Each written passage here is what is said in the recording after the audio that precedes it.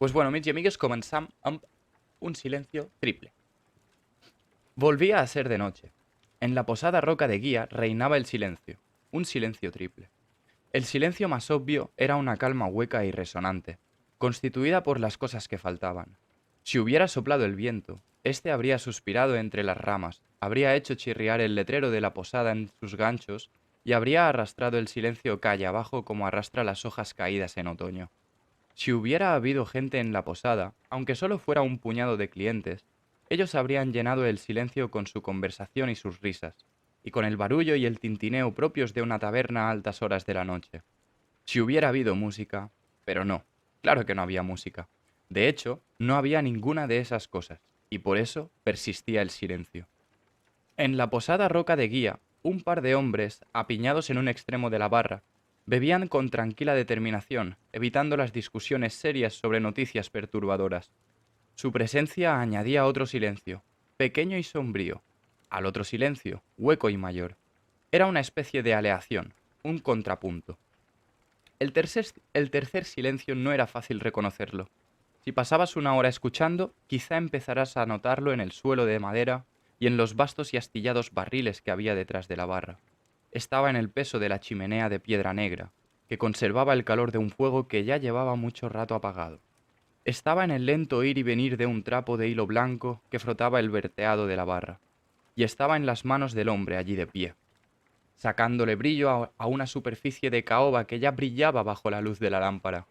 El hombre tenía el pelo rojo como el fuego. Sus ojos eran oscuros y distantes, y se movía con la sutil certeza de quienes saben muchas cosas. La posada roca de guía era suya, y también era suyo el tercer silencio. Así debía ser, pues ese era el mayor de los tres silencios y envolvía los otros dos. Era profundo y ancho como el final de otoño. Era grande y pesado como una gran roca alisada por la erosión de las aguas de un río. Era un sonido paciente e impasible, como el de las flores cortadas, el silencio de un hombre que espera la muerte. Era una noche de abatida, y la clientela habitual se había reunido en la roca de guía. No podía decirse que 5 personas formaran un grupo muy numeroso, pero últimamente, en los tiempos que corrían, nunca se reunían más de 5 clientes en la taberna. El viejo Cobb oficiaba de narrador y suministrador de consejos. Los que estaban sentados a la barra bebían y escuchaban. En la cocina, un joven posadero, de pie junto a la puerta, sonreía mientras escuchaba los detalles de una historia que ya conocía. Cuando despertó, Taborlin el Grande estaba encerrado en una torre. Le habían quitado la espada y lo habían despojado de sus herramientas. No tenía ni la llave, ni la moneda, ni la vela. Pero no creáis que eso era lo peor. Cobb hizo una pausa para añadir suspense, porque las lámparas de la pared ardían con llamas azules. Graham, Jake y Shep asintieron con la cabeza. Los tres amigos habían crecido juntos escuchando las historias que contaba Cobb e ignorando sus consejos. Cobb miró con los ojos entrecerrados al miembro más nuevo y más atento de su reducido público, el aprendiz de herrero. ¿Sabes qué significaba eso, muchacho? Llamaban muchacho al aprendiz de herrero pese a que le pasaba un palmo a todos. Los pueblos pequeños son así, y seguramente seguirían llamándolo muchacho hasta que tuviera una barba poblada o hasta que, harto de ese apelativo, hiciera sangrar a alguien por la nariz. El muchacho asintió lentamente y respondió: Los Chandrian. Exacto, confirmó Cobb. Los Chandrian. Todo el mundo sabe que el fuego azul es una de sus señales. Pues bien, estaba... ¿Pero cómo lo habían encontrado? Lo interrumpió el muchacho. ¿Y por qué no lo mataron cuando tuvieron ocasión? Cállate, o sabrás todas las respuestas antes del final, dijo Jake. Deja que nos lo cuente. No le hables así, Jake, intervino Graham. Es lógico que el muchacho sienta curiosidad. Bébete tu cerveza. Ya me la he bebido, refunfuñó Jake. Necesito otra, pero el posadero está despellejando ratas en la cocina. Subió la voz y golpeó la barra de caoba con su jarra vacía. ¡Eh! ¡Aquí hay unos hombres sedientos! El posadero apareció con cinco cuencos de estofado y 2 hogazas calientes de pan. Les sirvió más cerveza a Jake, a Shep y al viejo Cobb, moviéndose con vigor y desenvoltura. Los hombres interrumpieron el relato mientras daban cuenta de la cena. El viejo Cobb se zampó su cuenco de estofado con la eficacia depredadora de un soltero de toda la vida. Los otros todavía estaban soplando en su estofado para enfriarlo cuando él se terminó el pan y retomó la historia. Taborlin tenía que huir, pero cuando miró alrededor, Vio que en su celda no había puerta, ni ventanas. Lo único que había era piedra lisa y dura. Una celda de la que jamás había escapado nadie. Pero Taborlin conocía el nombre de todas las cosas, y todas las cosas estaban a sus órdenes, y le dijo a la piedra: «¡Rómpete!». Y la piedra se rompió. La pared se partió como una hoja de papel, y por esa brecha Taborlin vio el cielo y respiró el dulce aire primaveral. Se acercó al borde, miró hacia abajo, y sin pensárselo dos veces, se lanzó al vacío. El muchacho abrió mucho los ojos. «¡No!», exclamó. Cobb asintió con serenidad. Taborlin se precipitó, pero no perdió la esperanza, porque conocía el nombre del viento, y el viento le obedeció. Le habló al viento, y éste lo meció y lo acarició. Lo bajó hacia el suelo suavemente, como si fuera un vilano de cardo, y lo posó de pie con dulzura del beso de una madre. Y cuando Taborlin llegó al suelo y se tocó el costado donde lo habían apuñalado, vio que no tenía más que un rasguño. Quizá fuera cuestión de suerte. Cobb se dio unos golpecitos en el puente de la nariz con aire de complicidad. O quizá tuviera algo que ver con el amuleto que llevaba debajo de la camisa. ¿Qué amuleto?, preguntó el muchacho intrigado, con la boca llena de estofado. El viejo Cobb se inclinó hacia atrás en el taburete, contento que le exigieran más detalles. Unos días antes, Taborlin había conocido a un calderero en el camino, y aunque Taborlin no llevaba mucha comida, compartió su cena con el anciano. Una decisión muy sensata, le dijo Graham en voz baja al muchacho, porque como sabe todo el mundo, el calderero siempre paga doblemente los favores. No, no, rezongó Jake, dilo bien. Con un consejo paga doble el calderero, el favor imprecedero. El posadero, que estaba plantado en la puerta de la cocina, detrás de la barra, habló por primera vez de esa noche. Te dejas más de la mitad. Siempre sus deudas paga el calderero. Paga una vez cuando lo ha comprado. Paga doble a quien le ha ayudado. Paga triple a quien le ha insultado. Los hombres que estaban sentados en la barra se mostraron casi sorprendidos de ver a Cote allí de pie. Llevaba meses yendo a la roca de guía todas las noches de abatida, y hasta entonces Cote nunca había participado en la conversación. De hecho, eso no le extrañaba a nadie. Solo llevaba un año en el pueblo. Todavía lo consideraban un forastero. El aprendiz de herrero vivía allí desde los 11 años y seguían llamándole ese chico de Ranish. Como si Ranish fuera un país extranjero y no un pueblo que estaba a menos de 50 kilómetros de allí. Lo oí decir una vez, dijo Cote notablemente turbado, para llenar el silencio. El viejo Cobb asintió con la cabeza, carraspeó y retomó el hilo de la historia. Pues bien, ese amuleto valía un cubo lleno de reales de oro, pero no recompensar a Taborlin por su generosidad, el calderero se lo vendió por solo un penique de hierro, un penique de cobre y un penique de plata. Era negro como una noche de invierno y estaba frío como el hielo, pero mientras lo llevaba colgando del cuello, Taborlin estaría a salvo de todas las cosas malignas, demonios y demás. Daría lo que fuera por una cosa así en los tiempos que corren, dijo Shep sombrío. Era el que más había bebido y el que menos había hablado en el curso de la velada. Todos sabían que algo malo había pasado en su granja la noche de prendido pasado, pero como eran buenos amigos, no le habían insistido para que se lo contara. Al menos no tan pronto, ni estando todos tan sobrios. Ya, ¿y quién no?, dijo el viejo Cobb diplomáticamente y dio un largo sorbo de su cerveza. No sabía que los Chandrian fueran demonios, dijo el muchacho. Tenía entendido. No son demonios, dijo Jake con firmeza. Fueron las 6 primeras personas que rechazaron el camino marcado por Telu, y él los maldijo y los condenó a deambular por los rincones de... ¿Eres tú quien cuenta esta historia, Jacob Walker?, saltó Cobb. Porque si es así, puedes continuar. Los dos hombres se miraron largo rato con fijeza. Al final, Jake desvió la mirada y masculló algo que quizá fuera una disculpa. Cobb se volvió hacia el muchacho y explicó. Ese es el misterio de los Chandrian. ¿De dónde vienen? ¿A dónde van después de cometer sus sangrientos crímenes? ¿Son hombres que vendieron su alma? ¿Demonios? ¿Espíritus? Nadie lo sabe.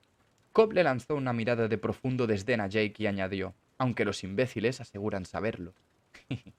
A partir de ese momento, la historia dio pie a numerosas discusiones sobre la naturaleza de los Chandrian, sobre las señales que alertaban de su presencia a los que estaban atentos, y sobre si el amuleto protegería a Taborlin de los bandidos o de los perros enloquecidos, o de las caídas de caballo.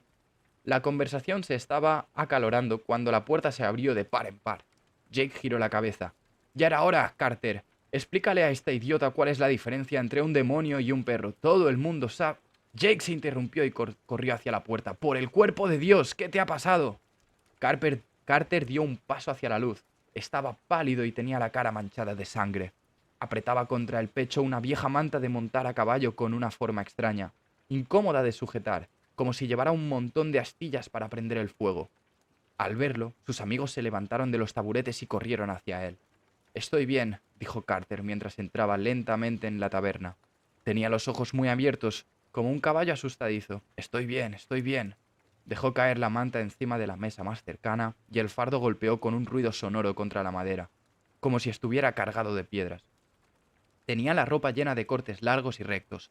La camisa gris colgaba hecha jirones, salvo donde la tenía pegada al cuerpo, manchada de una sustancia mate de color rojo oscuro. Graham intentó sentarlo en una silla. «Madre de Dios, siéntate, Carter, ¿qué te ha pasado? Siéntate». Carter sacudió la cabeza con testarudez. «Ya os he dicho que estoy bien, no estoy malherido». «¿Cuántos eran?», preguntó Graham. «Uno», respondió Carter. «Pero no es lo que pensáis». «Maldita sea, ya te lo dije, Carter», pronunció el viejo Cobb con la mezcla de susto y enfado propia de los parientes y de los amigos íntimos. «Llevo meses diciéndolo. No puedes salir solo, no puedes ir hasta Baden. Es peligroso». Jake le puso una mano en el brazo al anciano para hacerlo callar. «Venga, siéntate», insistió Graham, que todavía intentaba llevar a Carter hasta una silla. «Quítate esa camisa para que podamos lavarte». Carter sacudió la cabeza. «Estoy bien, tengo algunos cortes, pero la sangre es casi toda de Nellie». Le saltó encima. La mató a unos 3 kilómetros del pueblo, más allá del puente viejo. Esa noticia fue recibida con un profundo silencio. El aprendiz de herrero le puso una mano en el hombro a Carter y dijo, comprensivo: «Vaya, lo siento mucho. Era dócil como un cordero. Cuando nos la traía a serrar, nunca intentaba remorder ni tirar coces. El mejor caballo del pueblo. Maldita sea». Yo... balbuceó. «Caray, no sé qué decir». Miró alrededor con gesto de impotencia. Cobb consiguió soltarse de Jake. «Ya te lo dije», repitió apuntando a Carter con el dedo índice. «Últimamente últimamente hay por ahí tipos capaces de matarte por un par de peniques. Y no digamos por un caballo y un carro. ¿Qué vas a hacer ahora? ¿Tirar tú del carro?» Hubo un momento de incómodo silencio. Jake y Cobb se miraron con odio. Los demás parecían no saber qué decir ni cómo consolar a su amigo. Sin llamar la atención, el posadero se abrió paso entre el silencio. Pasó con desdeza al lado de Shep, con los brazos cargados de objetos que empezó a disponer encima de una mesa cercana. Un cuenco de agua caliente, unas tijeras, unos retales de sábanas limpios, unas cuantas botellas de cristal, aguja e hilo de tripa. «Si me hubiera hecho caso, esto no habría pasado», masculló el viejo Cobb. Jake intentó hacerlo callar, pero Cobb lo ignoró. «Solo digo la verdad. Lo de Nelly es una lástima, pero será mejor que me escuche ahora si no quiere acabar muerto. Con esta clase de tipos no se tiene suerte dos veces». Carter apretó los labios dibujando una fina línea. Estiró un brazo y tiró del extremo de la manta ensangrentada. Lo que había dentro rodó sobre sí mismo una vez y se enganchó en la tela. Carter dio otro tirón y se oyó un fuerte ruido, como si hubieran vaciado un saco de guijarros encima de la mesa. Era una araña negra como el carbón y del tamaño de una rueda de carro. El aprendiz de herrero dio un brinco hacia atrás, chocó contra una mesa, la derribó y estuvo a punto de caer él también al suelo. El rostro de Cobb se aflojó. Graham, Shep y Jake dieron gritos inarticulados y se apartaron llevándose las manos a la cara. Carter retrocedió un paso en un gesto crispado. El silencio inundó la habitación como un sudor frío. El posadero frunció el ceño. «No puede ser que hayan llegado tan al oeste», dijo en voz baja. De no ser por el silencio, lo más probable es que nadie lo hubiera oído, pero lo oyeron. Todos apartaron la vista de aquella cosa que había encima de la mesa y miraron mudos al pelirrojo. Jake fue el primero en recuperar el habla. «¿Sabes qué es?» El posadero tenía la mirada ausente. «Un Skrull», respondió ensimismado. «Creí que las montañas...» «¿Un Skrull?», le cortó Jake. «Por el carbonizado cuerpo de Dios, Cote. ¿Habías visto alguna vez una cosa como esta?» «¿Cómo?». El posadero levantó bruscamente la cabeza como si de pronto hubiera recordado dónde estaba. «Ah, no, claro que no». Al ver que era el único que se había quedado a escasa distancia de aquella cosa, dio un paso hacia atrás. «Es algo que oí decir». Todos lo miraron. «¿Os acordáis del comerciante que vino hace un par de ciclos?» Todos asintieron. «El muy capullo intentó cobrarme 10 peniques por media libra de sal», dijo Cobb automáticamente, repitiendo esa queja por enésima vez. «Debí comprarle un poco», murmuró Jake. Graham asintió en silencio. «Era un miserable», escupió Cobb. con desprecio, como si aquellas palabras tan familiares lo reconfortaran. En un momento de apuro podía pagarle 2, pero 10 es un robo. No es un robo si hay más cosas de esas en el camino, dijo Shep, sombrío. Todos volvieron a dirigir la mirada hacia la cosa que estaba encima de la mesa. Comentó que había oído decir que los habían visto cerca de Melcombe. Se apresuró a decir Cotton, escudriñando el rostro de sus clientes, que seguían observando aquella cosa. Creí que solo pretendía subir los precios. ¿Qué más te contó?, preguntó Carter. El hombre se quedó un momento pensativo y luego se encogió de hombros. No me enteré de toda la historia, solo que quedó un par de horas en el pueblo. No me gustan las arañas, dijo el aprendiz de herrero. Se había quedado a más de 4 metros de la mesa. Tapadla, por favor. No es una araña, aclaró Jake. No tiene ojos. Tampoco tiene boca, apuntó Carter. ¿Cómo come? ¿Qué come?, preguntó Shep, sombrío. El posadero seguía observando a aquella cosa con curiosidad. Se acercó un poco más y estiró un brazo. Los demás se apartaron un poco más de la mesa. Cuidado, dijo Carter. Tiene las patas afiladas como cuchillos. Como navajas de afeitar, diría yo, dijo Cott. Acarició con sus largos dedos el cuerpo negro e informe de aquella cosa. Es duro y suave, como la cerámica. No lo toques, dijo el aprendiz de herrero. Con cuidado, el posadero cogió una de las largas y lisas patas e intentó partirla con ambas manos, como si fuera un palo. No, no es duro como la cerámica, rectificó. La puso contra el borde de la mesa y se apoyó en ella con todo el peso del cuerpo. La pata se partió con un fuerte crack. Parece más bien de piedra. Miró a Carter y preguntó: ¿Cómo se hizo todas esas grietas? Señaló las finas rajas que cubrían la lisa y negra superficie del cuerpo. Nelly le cayó encima, explicó Carter. Esa cosa saltó de un árbol y empezó a trepar por ella, haciéndoles cortes con las patas. Se movía muy deprisa. Yo ni siquiera sabía qué hacer, qué estaba pasando. Ante la insistencia de Graham, Carter se dejó caer por fin, en la silla. Nelly se enredó con el arnés, se cayó encima de esa cosa y le rompió unas cuantas patas. Entonces eso se dirigió hacia mí. Se me subió encima y empezó a treparme por todo el cuerpo. Cruzó los brazos sobre el pecho ensangrentado y se estremeció. Conseguí quitármelo de encima y lo pisé con todas mis fuerzas. Entonces volvió a subírseme. Dejó la frase sin terminar, estaba pálido como la cera. El posadero asintió con la cabeza y siguió examinando aquella cosa. No tiene sangre ni órganos. Por dentro es solo una masa gris. Hundió el dedo, como una seta. —¡Portelu! ¡No lo toques más! —dijo suplicante el aprendiz de herrero. A veces las arañas pican después de muertas. —¿Queréis hacer el favor? —intervino Cobb con mordacidad. Las arañas no son grandes como cerdos. Ya sabéis qué es esa cosa. Miró alrededor, deteniéndose en cada uno de los presentes. —¡Es un demonio! Todos miraron aquella cosa rota. —No digas tonterías —dijo Jake, acostumbrado a llevar la contraria. —No es como... hizo un ademán vago. No puede... Todos sabían qué estaba pasando. Era verdad que existían los demonios, pero eran como los ángeles de Telu. Eran como los héroes y como los reyes. Pertenecían al mundo de las historias. Taborlin el Grande invocaba el fuego y a los rayos para destruir demonios. Telu los destrozaba con las manos y los lanzaba, aullantes, a un vacío innombrable. Tu amigo de la infancia no mataba a uno a pisotones en el camino Bedbreath. Eso era ridículo.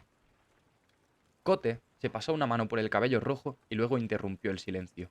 Solo hay una forma de saberlo, dijo metiéndose una mano en el bolsillo. ¿Hierro o fuego? Sacó una abultada bolsita de cuero.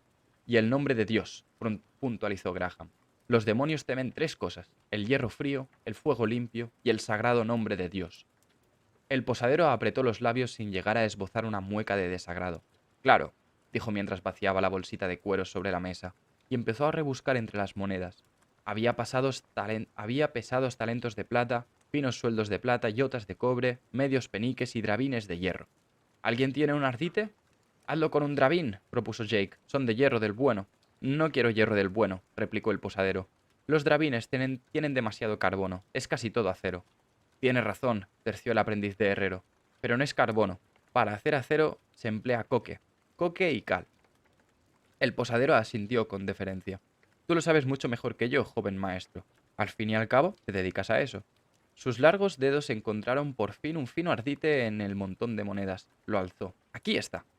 ¿Qué le hará?, preguntó Jake. El hierro mata a los demonios, dijo Cobb con voz vacilante, pero este ya está muerto. Quizá no le haga nada. Solo hay una forma de averiguarlo. El posadero los miró a todos a los ojos, uno por uno, como tanteándolos. Luego se volvió con decisión hacia la mesa y todos se apartaron un poco. Cote apretó el ardite de hierro contra el negro costado de aquella criatura, y se oyó un breve e intenso crujido, como el de un leño de pino al partirse en el fuego. Todos se sobresaltaron y se relajaron al ver que aquella cosa negra seguía sin moverse. Cop y los demás intercambiaron unas sonrisas temblorosas, como niños asustados por una historia de fantasmas.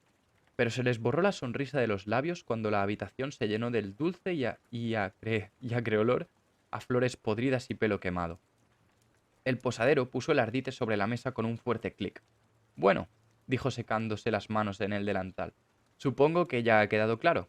¿Qué hacemos ahora? Unas horas más tarde, el posadero, plantado en la puerta de la roca de guía, descansó la vista contemplando la oscuridad.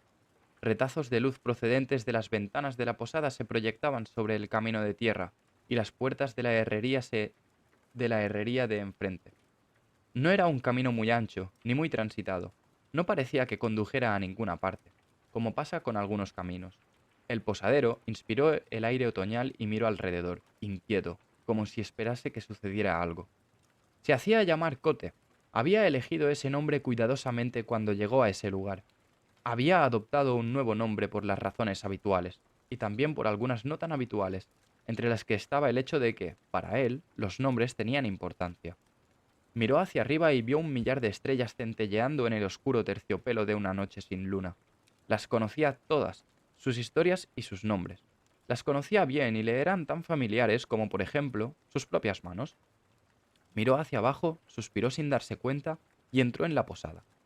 Echó el cerrojo de la puerta y cerró las grandes ventanas de la taberna, como si quisiera alejarse de las estrellas y de sus muchos nombres.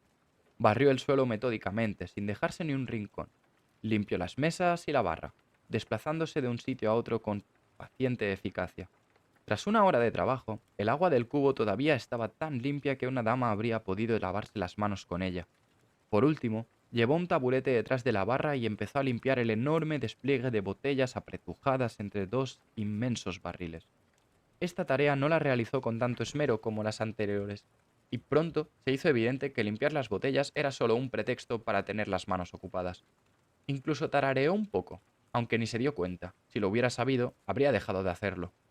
Hacía girar las botellas con sus largas y elegantes manos, y la familiaridad de ese movimiento borró algunas arrugas de cansancio de su rostro, haciéndolo parecer más joven, por debajo de los 30 años, muy por debajo de los 30 años. Era joven para ser posadero, era joven para que se marcaran en su rostro tantas arrugas de cansancio. Cote llegó al final de la escalera y abrió la puerta. Su habitación era austera, casi monacal. En el centro había una chimenea de piedra negra, un par de butacas y una mesita. Aparte de eso, no había más muebles que una cama estrecha con un gran arcón oscuro a los pies. Ninguna decoración en las paredes, nada que cubriera el suelo, de madera. Se oyeron pasos en el pasillo y un joven entró en la habitación con un cuenco de estofado que humeaba y olía a pimienta. Era moreno y atractivo, con la sonrisa fácil y unos ojos que revelaban astucia. Hacía semanas que no subías tan tarde, dijo al mismo tiempo que le daba el cuenco. Esta noche deben de haber contado buenas historias, Reshi. Reshi era otro de los nombres del posadero, casi un apodo. Al oírlo, una de las comisuras de su boca se desplazó componiendo una sonrisa irónica, y se sentó en la butaca que había delante del fuego. A ver, Bast, ¿qué has aprendido hoy? Hoy, maestro, he aprendido por qué los grandes amantes tienen mejor vista que los grandes eruditos. ¿Ah, sí? ¿Y por qué es Bast? Preguntó Cot con un deje jocoso en la voz. Bast cerró la puerta y se sentó en la otra butaca, girándola para colocarse enfrente de su maestro y del fuego. Se movía con una elegancia y una delicadeza extrañas, como si danzara. Verás, Reshi, todos los libros interesantes se encuentran en lugares interiores y mal iluminados. En cambio, las muchachas adorables suelen estar al aire libre, y por lo tanto es mucho más fácil estudiarlas sin riesgo de estropearse la vista. Cote asintió. Pero un alumno excepcionalmente listo podría llevarse un libro afuera, y así podría mejorar sin temor a perjudicar su valiosa facultad de la vista.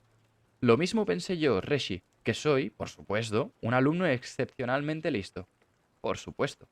Pero cuando encontré un sitio al sol donde podía leer, una muchacha hermosa se me acercó y me impidió dedicarme a la lectura. Terminó Bast con un floreo.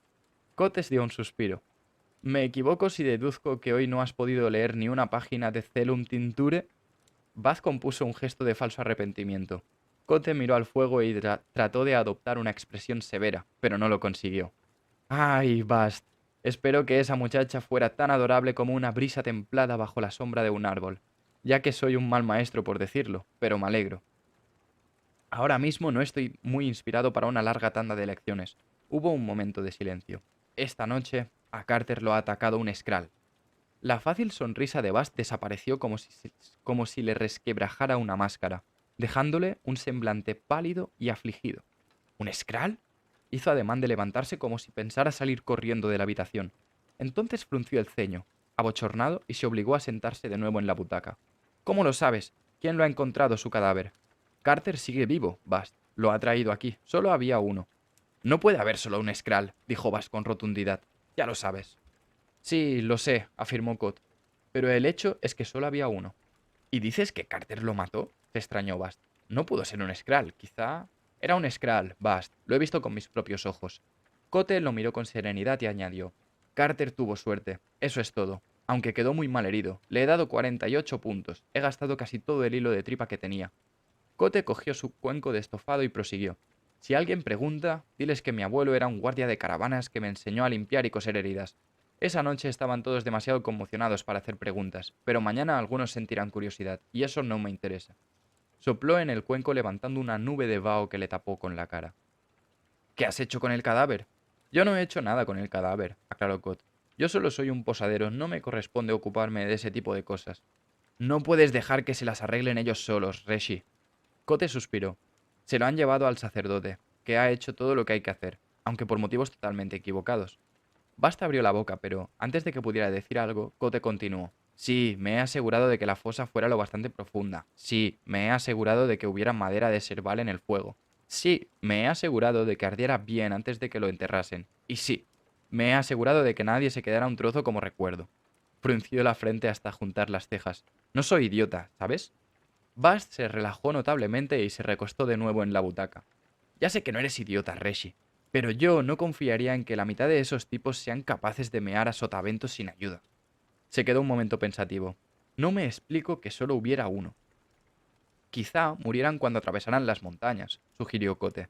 Todos menos ese. Puede ser, admitió Bascot de mala gana. Quizá fuera esa tormenta de hace un par de días, apuntó Cote. Fue una auténtica tumbacarretas, como las llamábamos en la trupe, y el viento y la lluvia podían haber hecho que uno se separara de la manada. Me gusta más tu primera idea, Reshi, dijo Bast incómodo. 3 o 4 Skrulls en este pueblo serían como... como un cuchillo caliente cortando mantequilla. Como varios cuchillos calientes cortando a varias docenas de granjeros, más bien, repuso Bast con aspereza. Esos tipos no saben defenderse. Aunque apuesto a que entre todos no llegarían a juntar 6 espadas. Aunque las espadas no servirían de mucho contra los Skrulls. Hubo un largo y reflexivo silencio. Al cabo de un rato, Bast empezó a moverse, inquieto, en la butaca. ¿Alguna noticia? Cote negó con la cabeza. Esta noche no han llegado a las noticias. Carter los ha interrumpido cuando todavía estaban contando historias. Eso ya es algo, supongo. Volverán mañana por la noche. Así tendré algo que hacer. Cote metió distraídamente la cuchara en el estofado. Debí comprarle ese Skrull a Carter, musitó. Así él habría podido comprarse otro caballo. Habría venido gente de todas partes a verlo. Habríamos tenido trabajo, para variar. Bast lo miró horrorizado. Cote lo tranquilizó con un gesto de la mano con que sujetaba la cuchara. Lo digo en broma, Bast. Esbozó una sonrisa floja. Pero habría estado bien. No, Reshi, no habría estado nada bien, dijo Bast con mucho énfasis. Habría venido gente de todas partes a verlo, repitió con sorna. Ya lo creo. Habría sido bueno para el negocio, aclaró Cote. Me vendría bien un poco de trabajo. Volvió a meter la cuchara en el estofado. Cualquier cosa me vendría bien. Se quedaron callados largo rato. Cote contemplaba su cuenco de estofado con la frente arrugada y la mirada ausente. Eso debe ser horrible para ti, Bast, dijo por fin. Debes de estar muerto de aburrimiento. Bast se encogió de hombros. Hay unas cuantas esposas jóvenes en el pueblo y unas cuantas doncellas. Sonrió como un niño. Sé buscarme diversiones. Me alegro, Bast. Hubo otro silencio. Cote cogió otra cucharada, masticó y tragó. Creían que era un demonio. Bast se encogió de hombros. Es mejor así, Reshi. Seguramente es mejor que piensen eso. Ya lo sé. De hecho, yo he colaborado a que lo piensen. Pero ya sabes qué significa eso. Miró a Bast a los ojos. El herrero va a tener un par de días de mucho trabajo. El rostro de Bast se vació lentamente de toda expresión. Ya. Cote asintió. Si quieres marcharte, no te lo reprocharé, Bast. Tienes sitios mejores donde estar que este. Bast estaba perplejo. No podría marcharme, Reshi. Abrió y cerró la boca varias veces sin saber qué decir. ¿Quién me instruiría? Cote sonrió, y por un instante su semblante mostró lo joven que era en realidad. Pese a las arrugas de cansancio y a la plácida expresión de su rostro, el posadero no parecía mayor que su moreno compañero. Eso. ¿Quién? Señaló la puerta con la cuchara. Vete a leer o a perseguir a la hija de algún granjero. Estoy seguro que tienes cosas mejores que hacer que verme comer. La verdad es que... ¡Fuera de aquí, demonio! Dijo Cote, y con la boca llena y con un machado acento témico añadió: Teus antaua ashea. Bast rompió a reír e hizo un gesto obsceno con una mano. Cote tragó y cambió de idioma. Aroi te denia leyan. Pero bueno, le reprochó Bast y la sonrisa se borró de sus labios. Eso es un insulto. Por la tierra y por la piedra, abjuro de ti. Cote metió los dedos en la jarra que tenía al lado y le lanzó unas gotas a Bast. ¡Que pierdas todos tus encantos! Con sidra, Bast consiguió parecer divertido y enojado a la vez, mientras recogía una gota del líquido de la pechera de su camisa. Ya puedes rezar para que esto no manche. Cote comió un poco más. Ve a lavarla. Si la situación es desesperada, te recomiendo que utilices alguna de las numerosas fórmulas disolventes que aparecen en el Celum Tincture. Capítulo 13, creo. Está bien. Bast se levantó y se fue hacia la puerta, caminando con su extraña y desenfadada elegancia. Llámame si necesitas algo. Y salió y cerró la puerta. Cote comió despacio, rebañando hasta la última gota de salsa del cuenco con un trozo de pan. Mientras comía, miraba por la ventana, o lo intentaba, porque la luz de la lámpara hacía espejar el cristal contra la oscuridad de fuerza. Inquieto, paseó la mirada por la habitación. La chimenea estaba hecha de la misma piedra negra con la que había en el piso de abajo. Estaba en el centro de la habitación, una pequeña hazaña de ingeniería de la que Cote se sentía muy orgulloso. La cama era pequeña, pero más que un camastro, y si la tocabas veías que el colchón era casi inexistente. El observador avezado se habría fijado en que había algo que la mirada de Cote evitaba. De la misma manera que se evita mirar a los ojos a un antiguo amante en una cena formal o a un viejo enemigo al que se encuentra en una concurrida taberna a altas horas de la noche. Cote intentó relajarse, no lo consiguió. Se retorció las manos, suspiró, se revolvió en la butaca y al final no pudo evitar que sus ojos se fijaran en el arcón que había a los pies de la cama.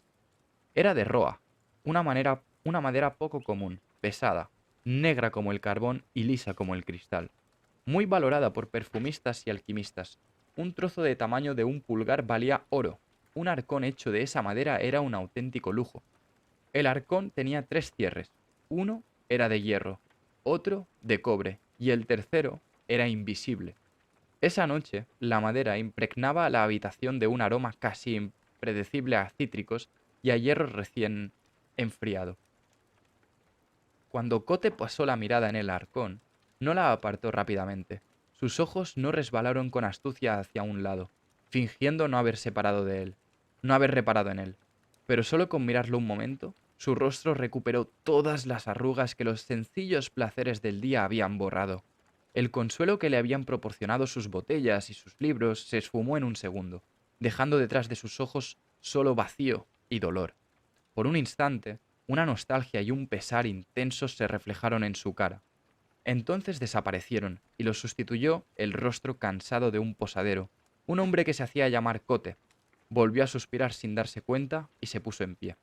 Tardó un buen rato en pasar al lado del arcón y en llegar a la cama. Una vez acostado, tardó un buen rato en conciliar el sueño. Tal como Cote había imaginado, a la noche siguiente volvieron todos a la roca de guía para cenar y beber. Hubo unos cuantos intentos desganados de contar historia, pero fracasaron rápidamente. Nadie estaba de humor para historias. De modo que todavía era temprano cuando la conversación abordó asuntos de mayor trascendencia. Comentaron los rumores que circulaban por el pueblo, la mayoría inquietantes. El rey penitente estaba teniendo dificultades con los rebeldes en Resabek. Eso era motivo de preocupación, aunque solo en términos generales.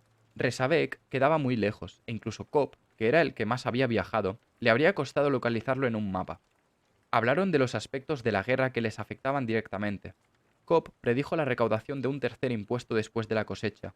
Nadie se lo discutió, pese a que nadie recordaba un año en que se hubieran cobrado más de 3 impuestos. Jake auguró que la cosecha sería buena. y que por lo tanto ese tercer impuesto no arruinaría a muchas familias, excepto a los Bentley, que ya tenían dificultades, y a los Orison, cuyas ovejas no paraban de desaparecer, y a Martin el chiflado, que ese año solo había plantado cebada. Todos los granjeros con 2 dedos de frente habían plantado judías. Eso era lo bueno que tenía la guerra, que los soldados comían judías y que los precios subirían. Después de unas cuantas cervezas más, empezaron a expresar otras preocupaciones más graves. Los caminos estaban llenos de desertores y de otros oportunistas que hacían que hasta los viajes más cortos resultaran peligrosos.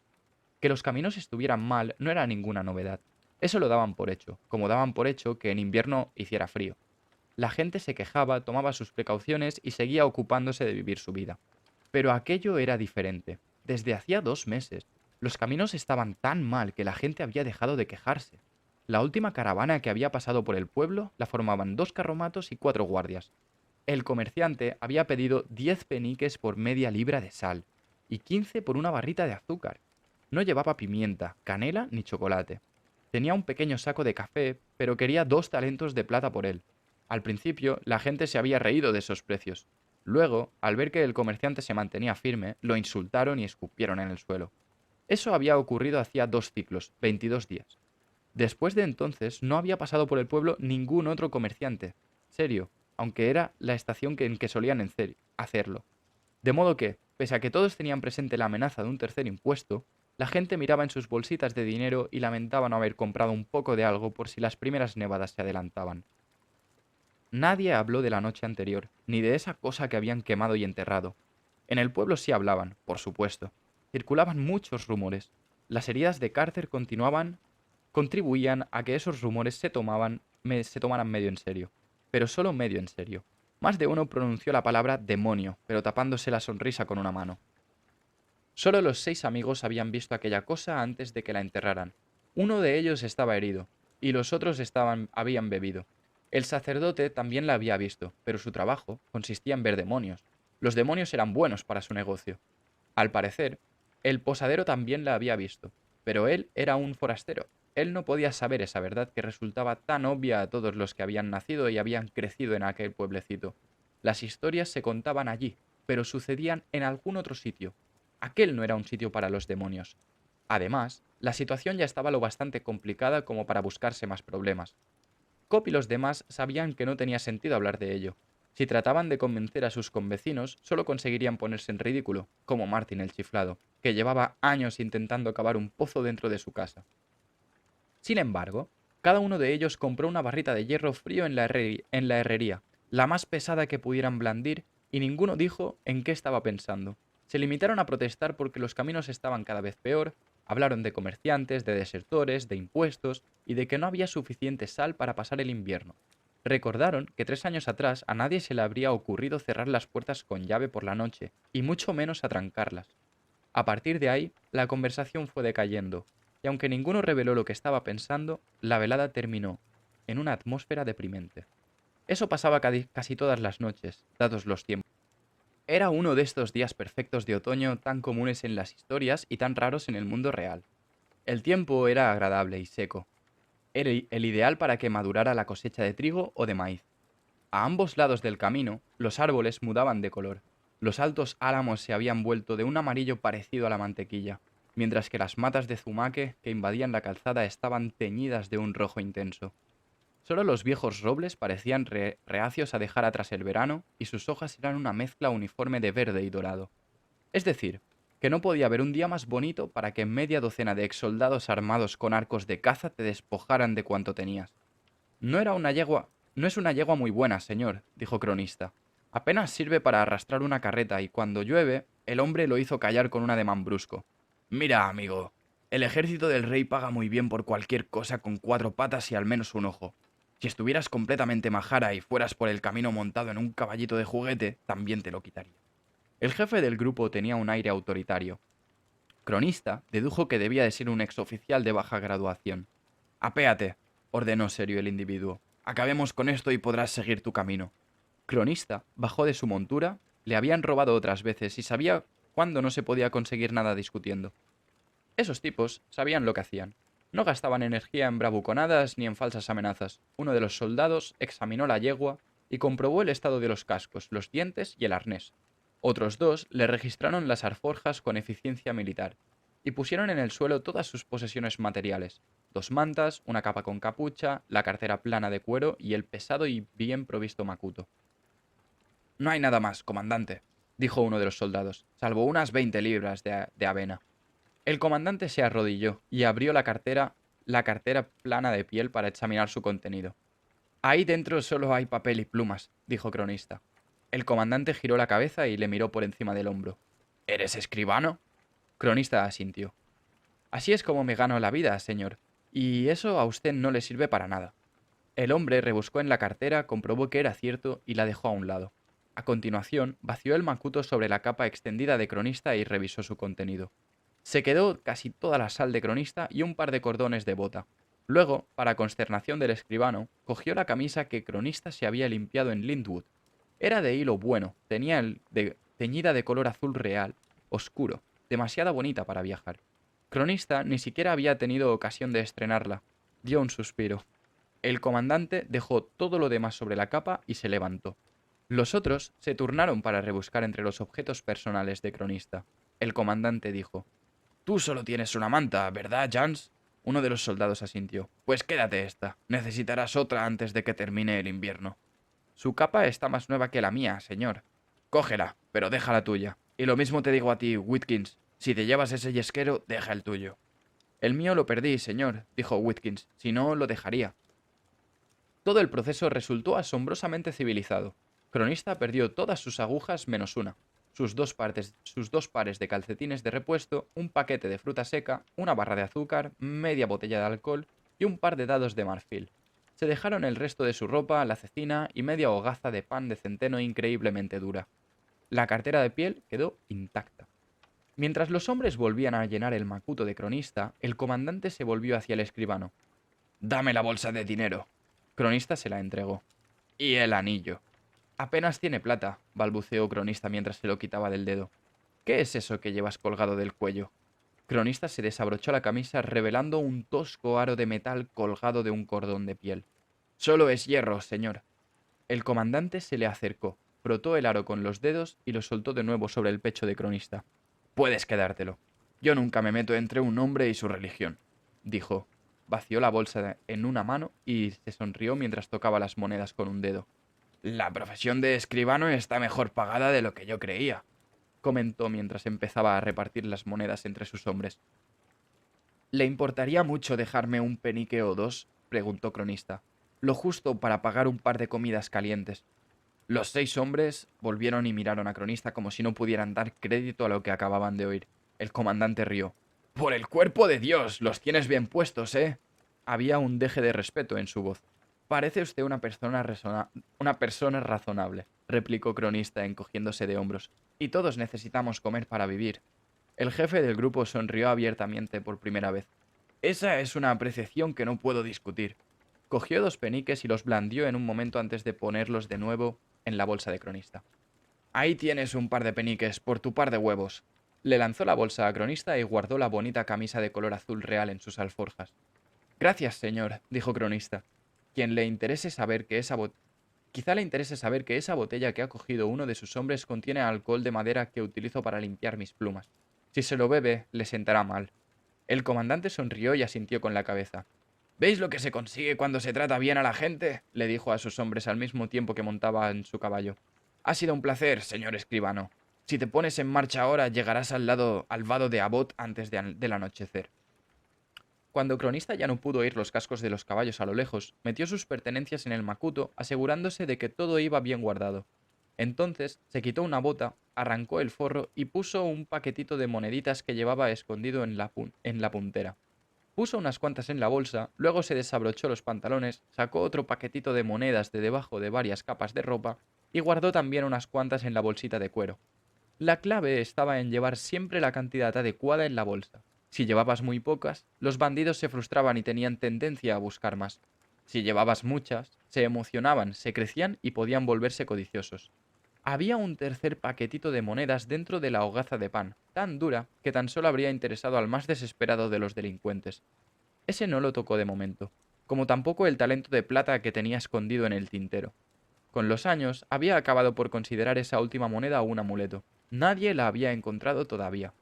Tenía que admitir que seguramente aquel había sido el robo más civilizado de que había sido víctima. Los soldados habían demostrado ser educados, eficientes y no demasiado despabilados. Perder el caballo y la silla era una contrariedad, pero podía comprar otro en el vado de Abbot y aún le quedaría dinero para vivir con holguera hasta que terminara esa insensatez y reunirse con Scarpi, entre ella. Cronista sintió necesidad de orinar y se metió entre los zumbaques, rojos como la sangre, que había en la cuneta. Cuando estaba abrochándose de nuevo los pantalones, algo se movió entre los matorrales cercanos y de ellos salió una figura oscura. Cronista dio unos pasos hacia atrás y gritó, asustado, pero entonces se dio cuenta de que no era más que un cuervo que agitaba las alas para echar a volar. Chascó la lengua, avergonzado de sí mismo. Se arregló la ropa y volvió al camino a través del zumaque, apartando las telarañas invisibles que se le enganchaban en la cara. Se colgó el macuto y la cartera de los hombros y de pronto se sintió más animado. Lo peor ya había pasado, y no había sido tan grave.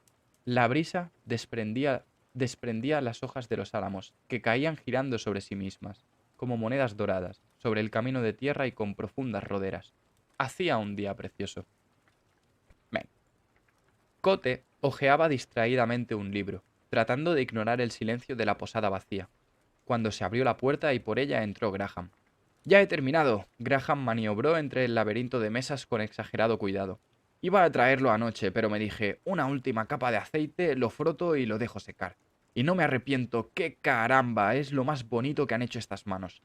Entre las cejas del posadero apareció una fina arruga. Entonces, al ver el paquete plano que sujetaba a Graham, su rostro se iluminó. ¡Ah! El tablero de soporte. Cote esbozó una sonrisa cansada. Lo siento, Graham. Ha pasado mucho tiempo, casi lo había olvidado. Graham lo miró con extrañeza. 4 meses no es mucho tiempo para traer madera desde Arjen, tal como están los caminos. 4 meses, repitió Cote. Reparó en que Graham seguía mirándolo y se apresuró a añadir. Esto puede ser una eternidad si estás esperando algo. Intentó componer una sonrisa tranquilizadora, pero le salió muy forzada. Cote no tenía buen aspecto. No parecía exactamente enfermizo, pero sí apagado, lánguido, como una planta a la que han trasplantado a un tipo de tierra que no le conviene, y que empieza a marchitarle porque le falta algún nutriente vital. Graham percibió la diferencia. Los gestos del posadero ya no eran tan prolijos. Su voz no era tan profunda. Hasta sus ojos habían cambiado. Ya no brillaban como unos meses atrás. Su color parecía más pálido. Eran menos espuma de mar, menos verde hierba que antes. Ahora parecían del color de las algas de río o del culo de una botella de cristal verde. Antes también le brillaba el cabello, de color fuego. Ahora parecía rojo, sencillamente rojo. Cote retiró la tela y miró debajo. La madera era del color carbón, con veteado negro y pesada como una plancha de hierro. Había 3 ganchos negros clavados sobre una palabra tallada en la madera. Delirio, leyó Graham. Extraño nombre para una espada. Cote asintió tratando de borrar toda expresión de su semblante. ¿Cuánto te debo? Preguntó en voz baja. Graham caviló unos instantes. Después de lo que me diste para pagar la madera, un atisbo de astucia brilló en sus ojos. 1,3.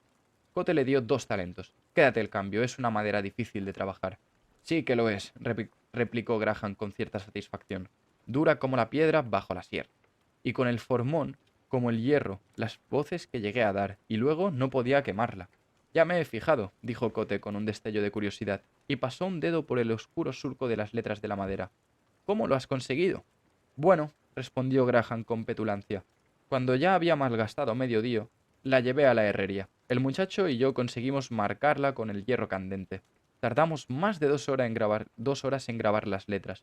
No salió ni una voluta de humo, pero apestaba a cuero viejo y a trébol. La condenada. ¿Qué clase de madera es esta que no arde? Graham esperó un minuto, pero el posadero no daba señales de haberlo oído. ¿Y dónde quieres que lo cuelgue? Cote despertó lo suficiente para mirar en torno a sí. Creo que eso ya lo haré yo, dijo. Todavía no he decidido dónde voy a ponerlo. Graham dejó un puñado de clavos de hierro y se despidió del posadero. Cote se quedó en la barra, pasando distraídamente las manos por el tablero de madera y por la palabra grabada en él. Poco después, Bast salió de la cocina y miró por encima del hombro de su maestro. Hubo un largo silencio que parecía un homenaje a los difuntos. Al final, Bast habló. ¿Puedo hacerte una pregunta, Reshi? Kote sonrió con amabilidad. Por supuesto, Bast. ¿Una pregunta molesta? Esas suelen ser las únicas que merecen la pena. Se quedaron otra vez en silencio, contemplando el objeto que reposaba sobre la barra, como si trataran de guardarlo en la memoria. Delirio. Bast luchó consigo mismo unos instantes, abrió la boca, la cerró, puso cara de frustración y repitió todo el proceso. Suéltalo ya, dijo Kote. ¿En qué piensas? Preguntó Bast con una extraña mezcla de confusión y preocupación. Kote tardó mucho en contestar. Tengo tendencia a pensar demasiado, Bast. Mis mayores éxitos fueron producto de decisiones que tomé cuando dejé de pensar e hice sencillamente lo que me parecía correcto, aunque no hubiera ninguna buena explicación para lo que había hecho. Compuso una sonrisa nostálgica, aunque hubiera muy buenas razones para que no hiciese lo que hice. Bast se pasó una mano por el lado de la cara. ¿Entonces intentas no adelantarte a los acontecimientos? Kote vaciló por un momento. Podríamos decirlo así, admitió. Yo podría decir eso, Reshi, dijo Bast con aire de suficiencia. Tú, en cambio, complicarías las cosas innecesariamente. Kote se encogió de hombros y dirigió la mirada hacia el tablero. Lo único que tengo que hacer es buscarle un sitio, supongo. ¿Aquí fuera? Bast estaba horrorizado. Kote sonrió con picardía y su rostro recuperó cierta vitalidad. Por supuesto, dijo regodeándose, al parecer con la reacción de Bast. Contempló las paredes con mirada especulativa y frunció los labios. ¿Y tú? ¿Dónde la pondrías? En mi habitación, contestó Bast, debajo de mi cama. Kote asintió distraídamente sin observar las paredes. Pues ve a buscarla. Hizo un leve ademán de apremio y Bast salió a toda prisa y claramente contrariado. Cuando Bast volvió a la habitación, con una vaina negra colgando de la mano, sobre la barra había un montón de botellas relucientes y Kote estaba de pie en el mostrador, ahora vacío, montado entre los dos pesados barriles de roble. Kote, que estaba colgando el tablero sobre uno de los barriles, se quedó quieto y gritó, consternado. ¡Ten cuidado, Bast! Eso que llevas en la mano es una dama, no una moza de esas con las que bailas en las fiestas de pueblo. Bast se paró en seco y, obediente, cogió la vaina con ambas manos antes de recorrer el resto de camino hacia la barra. Kote clavó un par de clavos en la pared, retorció un poco de alambre y colgó el tablero. «Pásamela, ¿quieres?», dijo con una voz extraña. Bast se levantó con ambas manos y por un instante parecía un escudero ofreciéndole una espada a un caballero de reluciente armadura. Pero allí no había ningún caballero, sino solo un posadero, un hombre con un delantal que se hacía llamar Kote. Kote cogió la espada y se puso de pie sobre el mostrador, detrás de la barra. La sacó de la vaina con un floreo. La espada de un blanco grisáceo relucía a la luz otoñal de la habitación. Parecía nueva, no tenía melladuras ni estaba oxidada. No había brillantes arañazos en la hoja. Pero aunque no estuviera deteriorada, era antigua, y, pese a ser evidente que era una espada, tenía una forma insólita. Al menos ningún vecino del pueblo le habría encontrado normal. Era como si un alquimista hubiera destilado una docena de espadas y cuando se hubiera enfriado el crisol, hubiera aparecido aquello entre el fondo. Una espada en su estado puro. Era fina y elegante. Era mortífera como una piedra afilada en el lecho de un río de aguas bravas. Kote la sostuvo un momento. No le tembló la mano. Entonces colgó la espada en el tablero. El metal blanco grisáceo brillaba sobre la oscura madera de roa. Aunque se veía el puño, era lo bastante oscuro para que casi no se distinguiera de la madera. La palabra que estaba grabada debajo, negra sobre la negra madera, parecía un reproche. Delirio. Kote bajó del mostrador, y Bast y él se quedaron un momento lado a lado, mirando hacia arriba en silencio. Llevaré un global de café.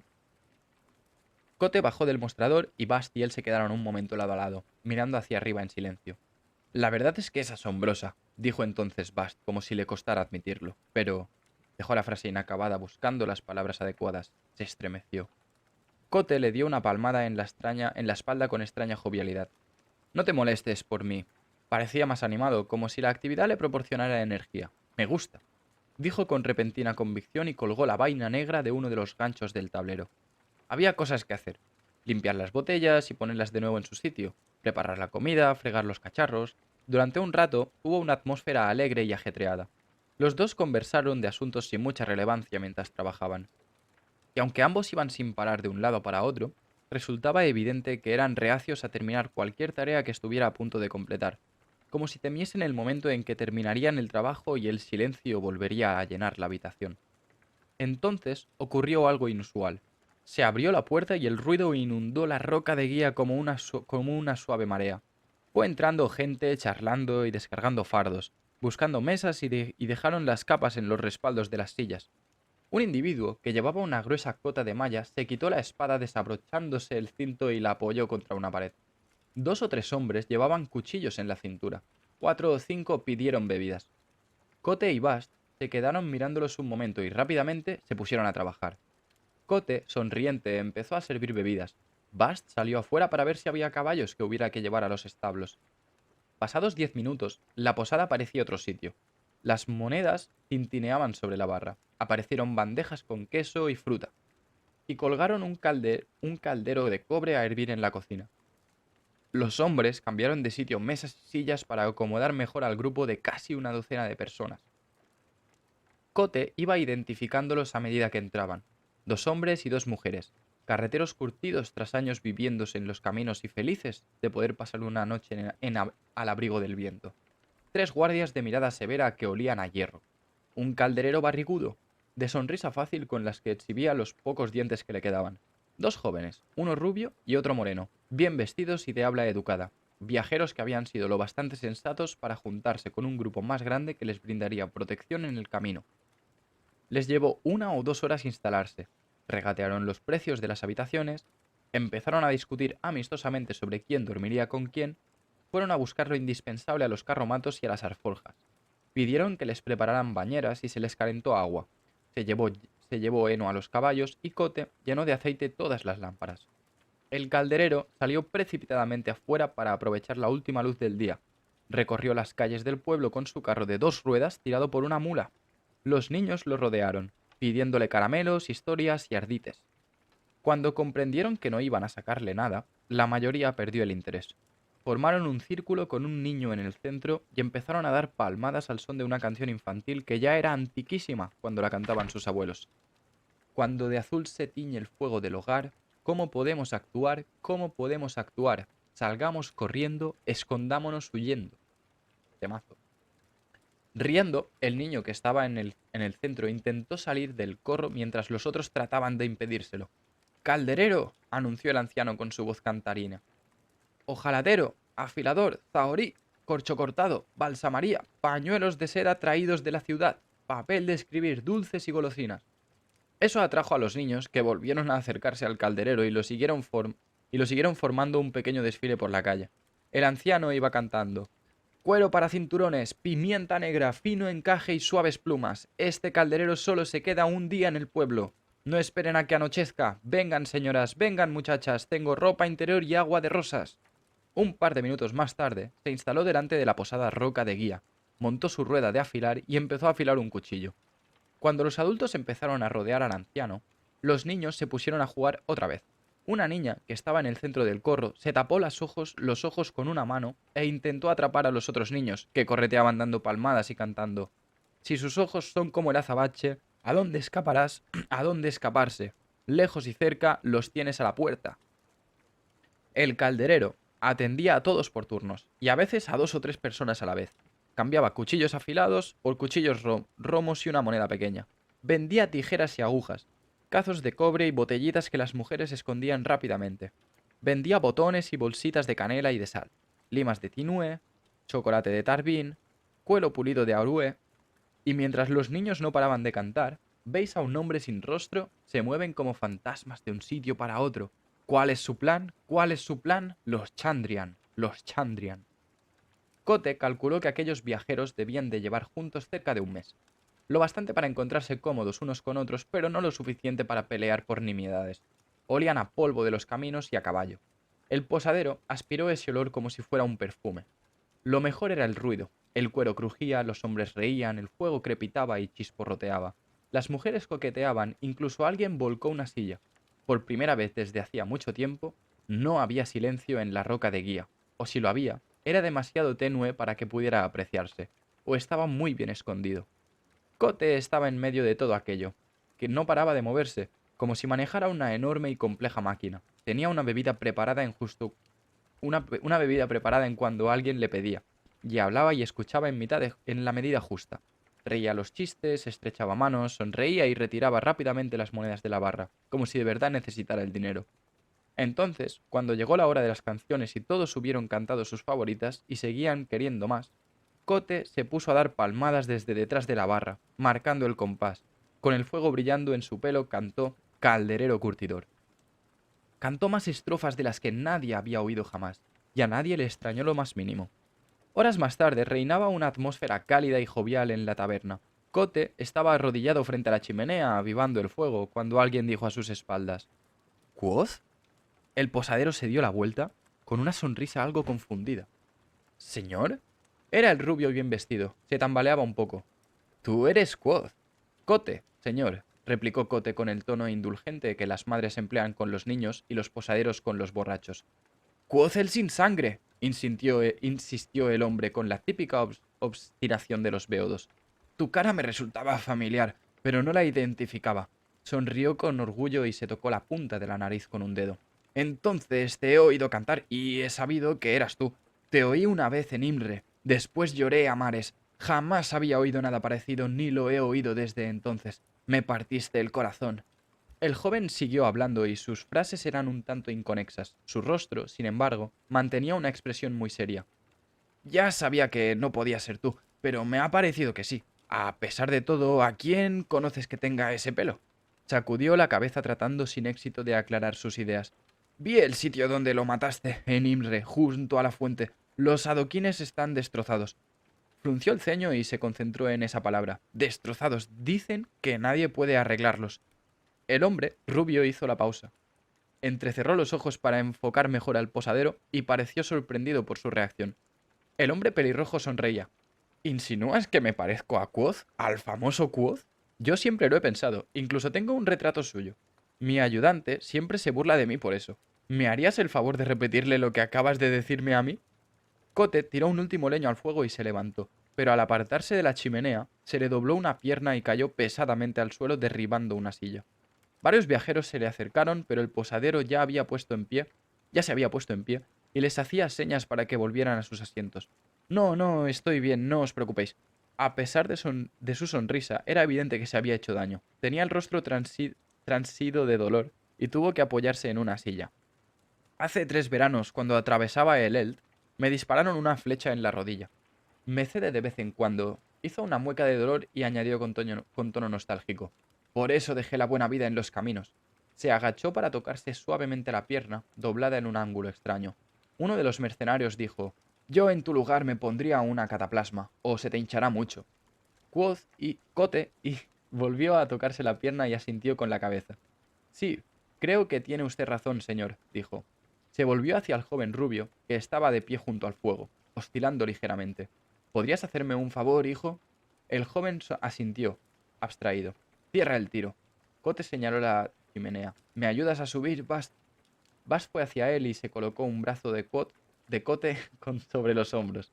El posadero se apoyó en él y, cojeando, fue hasta la puerta y subió la escalera. ¿Una flecha en la pierna? Preguntó Bast por lo bajo. ¿Tanto te avergüenzas de una pequeña caída? Menos mal que eres tan ingenuo como ellos, dijo Cote con aspereza en cuanto estuvieron fuera del alcance de la vista de la clientela.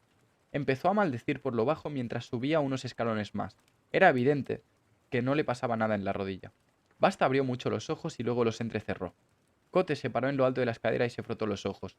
Hay un tipo que me ha reconocido, dijo frunciendo el ceño. Al menos sospecha. ¿Quién? Preguntó Bast con una mezcla de enfado y aprensión. Ese rubio de la camisa verde, el que estaba más cerca de mí, junto a la chimenea.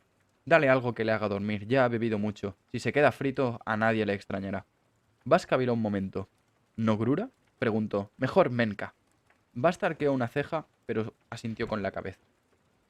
Cote se enderezó. Escúchame con atención, Bast. Bast parpadeó una vez y asintió con la cabeza.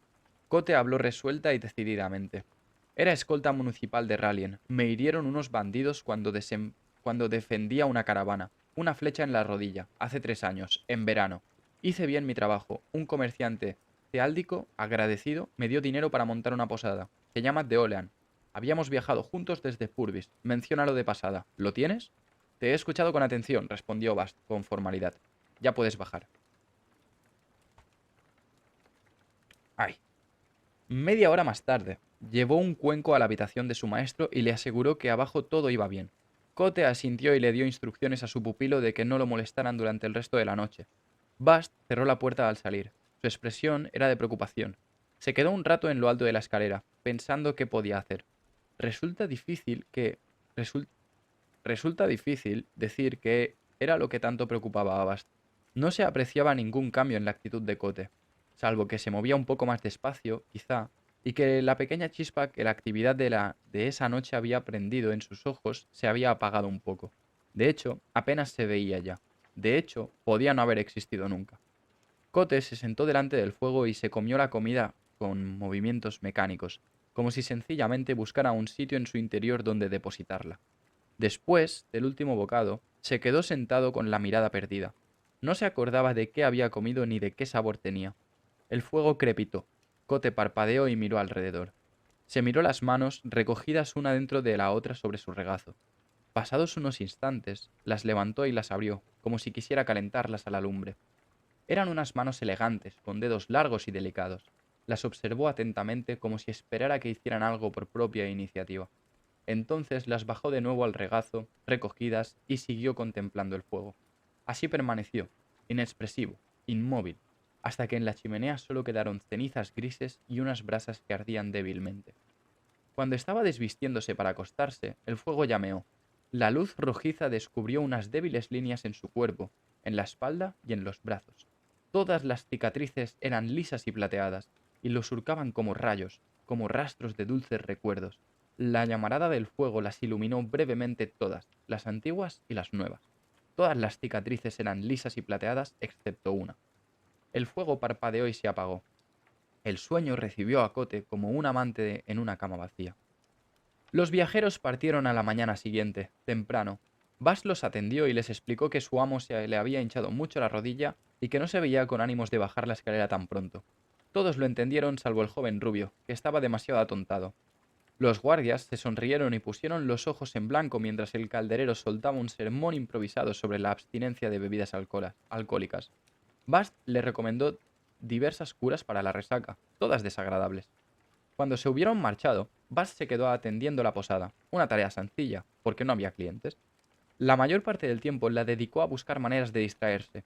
Poco después del mediodía, Cote bajó por la escalera y se lo encontró en la barra cascando nueces con la ayuda de un grueso libro encuadernado en piel. «Buenos días, Reshi», le saludó alegremente Bast. «Buenos días, Bast», dijo Cote. «¿Alguna noticia?» «Ha pasado el hijo de Orrison. Quería saber si necesitamos cordero». Cote asintió, como si hubiera estado esperando esa noticia. «¿Cuánto le has encargado?» Bast hizo una mueca.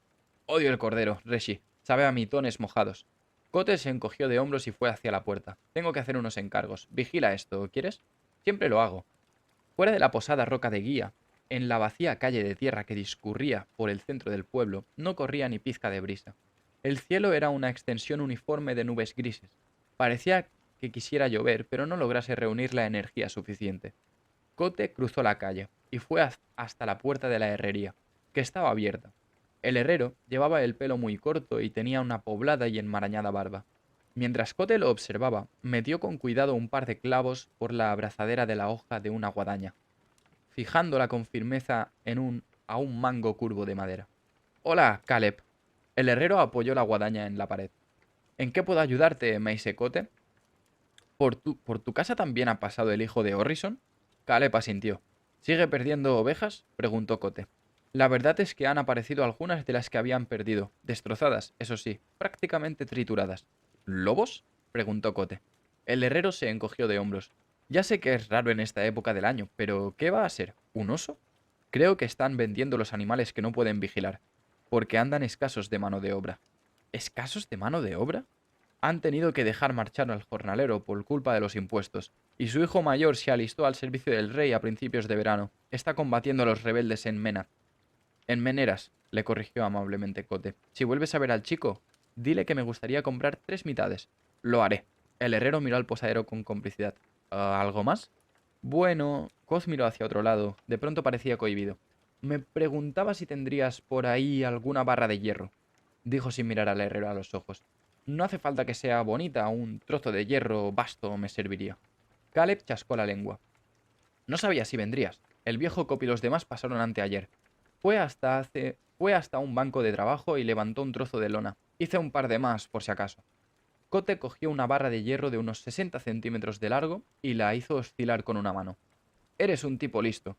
Conozco el negocio, repuso el herrero con petulancia. ¿Necesitas algo más?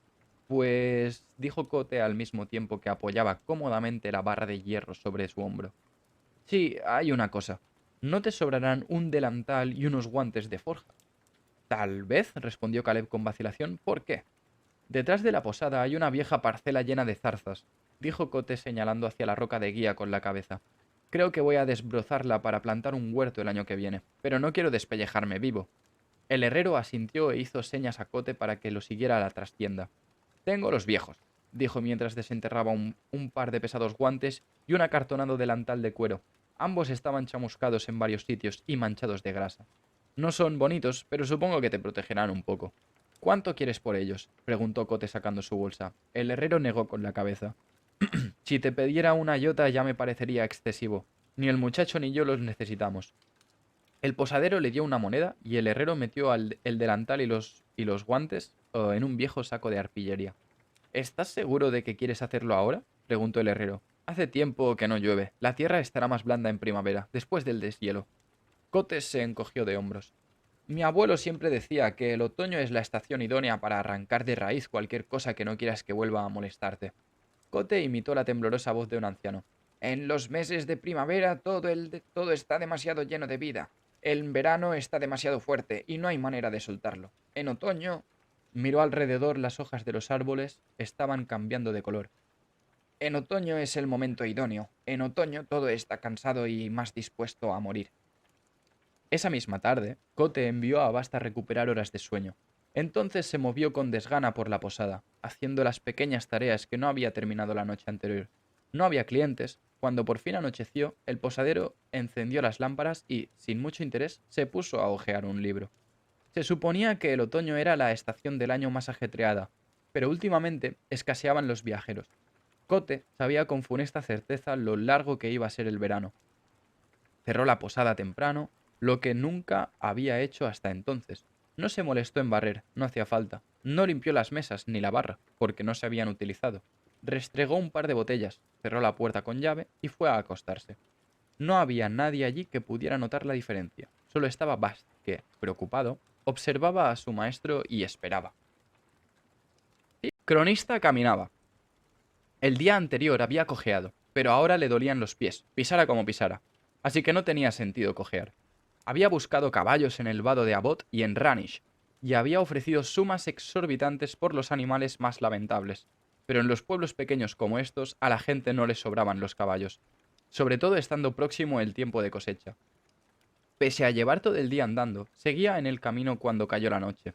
La calzada de tierra, con profundas rodadas, se convirtió en un terreno traicionero, lleno de siluetas apenas vistas. Tras 2 horas avanzando a tientas en la oscuridad, Cronista vio unas luces que parpadeaban entre los árboles y abandonó su propósito de llegar a Newarre esa noche, pues no pudo renunciar a la hospitalidad de una granja.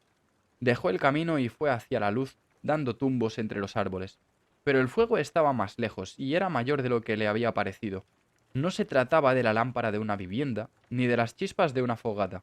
Era una hoguera que ardía con fiereza entre las ruinas de una casa de la que solo quedaban 2 muros de piedra desmoronadizos. Acurrucado en la esquina que formaban esas 2 paredes había un hombre. Llevaba una capa con capucha y se abrigaba con ella como si fuera un día de pleno invierno y no una templada noche de otoño. Las esperanzas de Cronista aumentaron cuando vio un pequeño fuego de cocinar con un cazo colgando encima. Pero al acercarse, percibió un olor desagradable que se mezclaba con el del humo de leña. Apestaba a pelo quemado y a flores podridas. Rápidamente, Cronista decidió que fuera lo que fuese lo que ese hombre estuviera cocinando, él no quería probarlo. Sin embargo, la perspectiva de sentarse junto al fuego era mejor que la de acurrucarse en la cuneta. Cronista entró en el círculo de luz que proyectaba la hoguera. He visto el Se interrumpió porque la figura se puso en pie de un brinco, blandiendo una espada con ambas manos. No, no era una espada, sino una especie de garrote largo y oscuro, con una forma demasiado regular para ser un tronco. Cronista se paró en seco. Solo buscaba un sitio donde dormir, se apresuró a decir, e inconscientemente agarró el aro de hierro que llevaba colgado del cuello. No quiero causar problemas, te dejaré cenar en paz. Dio un paso atrás. La figura se relajó bajo el garrote que rozó una piedra y produjo un sonido metálico. Por el carbonizado cuerpo de Dios, ¿qué haces aquí a estas horas de la noche? Iba hacia Neguarre y he visto fuego. ¿Y te has dirigido en plena noche a un fuego desconocido? El hombre encapuchado sacudió la cabeza. Será mejor que te acerques. Le hizo señas para que se aproximara, y el escribano se fijó en que el individuo llevaba puestos unos gruesos guantes de cuero. Que Telu nos asista. ¿Has tenido mala suerte toda la vida o la reservas para esta noche? No sé a quién esperas, dijo Cronista, y todavía retrocedió un paso más. Pero estoy seguro de que prefieres hacerlo solo. Cállate y escucha, replicó el individuo con aspereza. No sé cuánto tiempo nos queda. Miró hacia abajo y se frotó la cara. Dios, nunca sé cuánto tengo que decir. Si no me crees, pensarás que estoy loco, y si me crees, te asustarás y será peor. Volvió a mirar hacia arriba y vio que Cronista no se había movido. Ven aquí, maldita sea. Si te vas ahora, eres hombre muerto. Cronista miró por encima del hombro hacia el oscuro bosque. ¿Por qué? ¿Qué hay ahí fuera? El hombre lanzó una breve y amargada risotada y sacudió la cabeza exasperado. ¿Quieres que te diga la verdad? Se pasó las manos por el pelo y al hacerlo se bajó la capucha. La luz de la hoguera iluminó un cabello de un rojo increíble y unos ojos de un verde asombroso e intenso. Miró a Cronista como si se midiera con él. Demonios, dijo. Demonios con forma de araña enormes y negras. Cronista se relajó. Los demonios no existen. Por su tono de voz, era evidente que había pronunciado esas palabras muchas veces. El pelirrojo soltó una risotada de incredulidad. Bueno, en ese caso supongo que podemos marcharnos todos a casa. Y le lanzó una sonrisa de loco a Cronista. Mira, supongo que eres un hombre instruido. Eso lo respeto, y en gran parte tienes razón. Adoptó una expresión más seria. Pero aquí y ahora, esta noche, te equivocas. Te equivocas de plano. Cuando lo comprendas no querrás estar al otro lado de la hoguera. La rotunda certeza en la voz de aquel hombre le produjo a Cronista un escalofrío. Con la impresión de que estaba cometiendo una estupidez, bordeó la hoguera poco a poco hasta situarse al otro lado. El desconocido enseguida lo caló. Supongo que no llevarás armas, ¿verdad? Preguntó y Cronista negó con la cabeza. En realidad no importa, una espada no te servirá de mucho. Le puso en las manos un grueso leño. Dudo que consigas darle a alguno, pero vale la pena intentarlo. Son rápidos. Si se te sube uno encima, tírate al suelo, intenta caer sobre él y aplastarlo con todo tu cuerpo. Rueda por el suelo. Si logras sujetar a uno, lánzalo al fuego. Volvió a ponerse la capucha y siguió hablando muy deprisa. Si llevas alguna prenda de repuesto, póntela. Si tienes una manta, deberías envolver. De pronto se interrumpió y miró más allá del círculo de luz. Quédate con la espalda pegada a la pared, dijo de pronto, y levantó el garrote de hierro con ambas manos. Cronista miró más allá de la hoguera. Una silueta oscura se movía entre los árboles. Llegaron a la zona iluminada, avanzando pegadas al suelo. Eran unas siluetas negras, con muchas patas y del tamaño de ruedas de carreta. Una, más rápida que las demás, se dirigió hacia la luz sin vacilar, moviéndose con la inquietante y sinuosa velocidad de un insecto que se escabulle. Antes de que Cronista pudiera levantar el leño, la cosa avanzó de lado bordeando la hoguera y saltó sobre él con la agilidad de un grillo. Cronista levantó las manos al mismo tiempo que la cosa negra le golpeaba en la cara y en el pecho. Sus frías y duras patas buscaron un sitio donde sujetarse, y Cronista sintió unas fuertes punzadas de dolor en la parte de atrás de uno de sus brazos. El escribano se tambaleó, se le torció un tobillo y empezó a caer hacia atrás agitando los brazos. Al caer, Cronista vio el círculo de luz por última vez. Había más cosas negras saliendo de la oscuridad. Sus patas marchaban al rápido staccato contra las raíces, las piedras y las hojas. Al otro lado de la hoguera, el hombre de la capa sostenía su garrote de hierro en alto con ambas manos. Estaba completamente inmóvil, completamente callado, esperando. Cronista todavía estaba cayendo hacia atrás, con esa cosa negra encima, cuando notó una sorda y oscura explosión. Se había golpeado la cabeza contra la pared de piedra. Todo se ralentizó alrededor, se volvió borroso y, finalmente, negro. Cronista abrió los ojos y vio una confusa mezcla de luminosidad y siluetas oscuras. Le dolía la cabeza. Notaba diversas líneas de intenso dolor en la parte de atrás de los brazos y, al respirar, un dolor más sordo en el costado izquierdo. Tras un largo momento de concentración, el mundo volvió a aparecer ante él, aunque desenfocado. El desconocido estaba sentado cerca de él. Ya no llevaba puestos los guantes, y su pesada capa colgaba de su cuerpo hecha jirones, pero por lo demás parecía ileso. La capucha de la capa le tapaba la cara. ¿Estás despierto? Preguntó el hombre con curiosidad. Me alegro. Con las heridas en la cabeza nunca se sabe. Ladeó un poco la cabeza. ¿Puedes hablar? ¿Sabes dónde estás? Sí, contestó Cronista con voz pastosa. Tuvo que hacer un gran esfuerzo para pronunciar esa única palabra. Mejor aún, veamos, la tercera es la definitiva. ¿Crees que podrás levantarte y echarme una mano? Tenemos que quemar y enterrar los restos. Cronista movió un poco la cabeza y de pronto sintió náuseas. ¿Qué ha pasado? Preguntó. Quizá te hayas roto un par de costillas, respondió el hombre. Si te había subido uno encima, no tuve muchas opciones.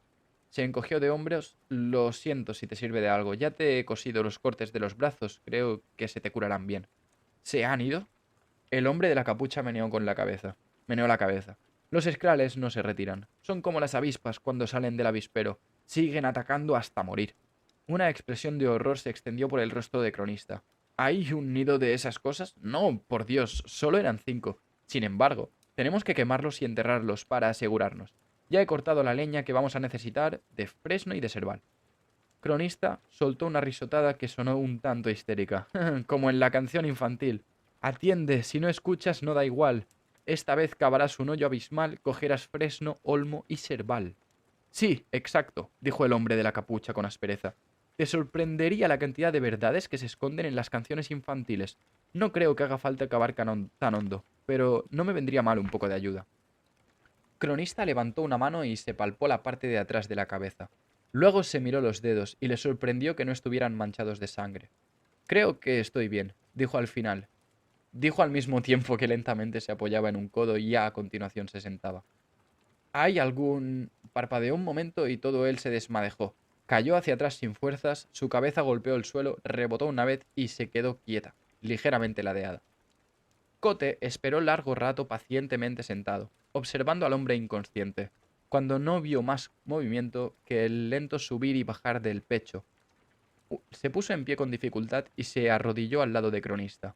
Le levantó un párpado y luego el otro, y dio un gruñido. Al parecer, lo que acababa de ver no le había sorprendido mucho. Supongo que no vas a volver a despertarte, ¿verdad? Preguntó sin muchas esperanzas. Le dio unos golpecitos en la pálida mejilla. No, no lo creo. Una gota de sangre cayó en la frente de Cronista, seguida rápidamente de otra. Cote se enderezó y le limpió la sangre a Cronista lo mejor que pudo. No fue fácil, porque también tenía las manos ensangrentadas. Lo siento, dijo distraídamente. Exhaló un hondo suspiro y se quitó la capucha. Tenía el rojo cabello apelmazado y adherido al cráneo, y media cara cubierta de sangre seca. Poco a poco, empezó a quitarse los restos de la capa. Debajo llevaba un delantal de herrero, cubierto de grandes tejaduras. Se lo quitó también, revelando una sencilla camisa gris de tejido artesanal. Tenía el brazo izquierdo y los hombros oscuros y mojados de sangre. Cote hizo ademán de empezar a desabrocharse la camisa, pero entonces decidió no quitársela. Se puso trabajosamente en pie, cogió la pala y poco a poco, con mucho dolor, empezó a cavar. Espero que vos hagi agradat moltíssim, espero que us hagi encantat i mos veiem en aquest mateix canal, aniré pujant més capítols, així com les anem llegint amb stream, que record que serà de matins entre setmana a les 11. No oblideu passar-vos, teniu aquí baix el meu enllaç, el meu nom a Twitch, per si voleu venir a seguir-me, a seguir aquesta lectura en directe, que entre capítol i capítol anem fent comentaris i anem mostrant diferents il·lustracions de l'edició del 10 aniversari, que és xulíssima, vale? Mos veiem a la següent. Au revoir!